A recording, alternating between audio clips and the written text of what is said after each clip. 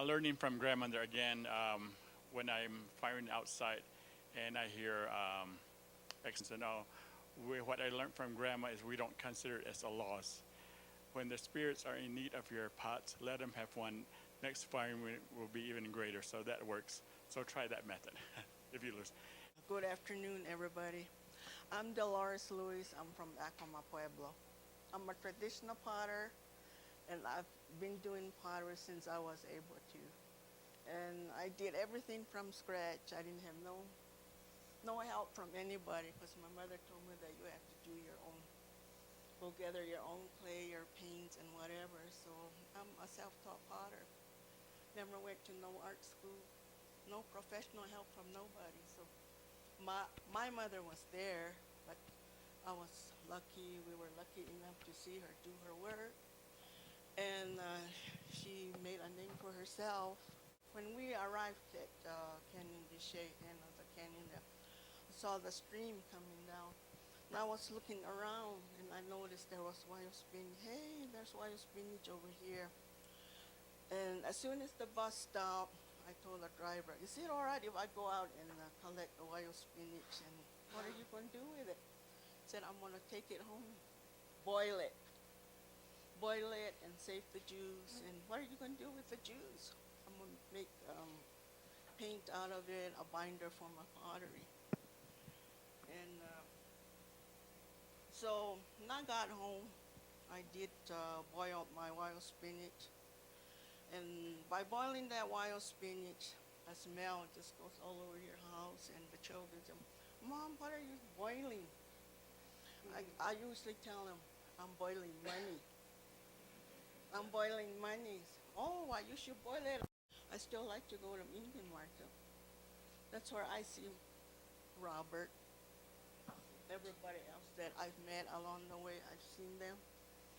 And it's good to be there because you know that the artists are there, the potters and everybody else. And if I have a chance, I look around, look at all the pretty potteries. I notice that some aren't traditional at all or handmade. They're nice and perfect. How in the world do they make all that real perfect pottery? And here I am at my booth. My pottery sit this way, or they lean this way. I said, oh well, it's okay. At least I learned it from my two hands. I'm Brian Vio. I'm from Acoma, and want to welcome you and thank you for taking time to come and participate in this discussion today. To my Acoma peeps, guazi hopa, tawa nezi shawak to etizi te ekwai, kai shau anamati. You himatruchimu amushkunu he shai uchin si shuich tanish juni. You come to a guy here, she to it, you see, to equity try a truth, a guy try on Namati. Guy Tatawa, how and see, how and the Tatsam, the Scotranish. Tawa. Oh, good. From the standpoint of, I guess, a former board member of SWAIA, but also working as a preservationist, cultural preservationist here in our state, and working with a number of pueblos, including my own at Acoma. I served as the museum director at Acoma. We built the new cultural center, a museum, a few years back, and there were a lot of significant issues that caused us to create the cultural center and museum that is there today. One of which was the preservation of the art or the tradition of Acoma pottery. We use pottery, have always, and we're all from the same place. We all came from the same place. Pottery is very significant in the way, in our traditional or in cultural observances. It's a vital part, and it has a close tie, obviously, with nature, with water. Those things are very significant. So how do we maintain the understanding of that cultural integrity? In each of those discussions, there were messages that were all very similar in relative to the way in which we would maintain our culture and continue to share information about our history.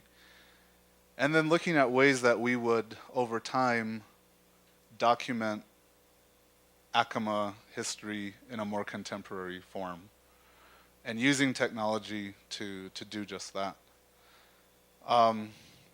And one of the major concerns that came up every time was the issue of pottery, Acoma pottery, and the significant changes that we've seen in form, function, and marketability of the Acoma pottery forms that have evolved over the years.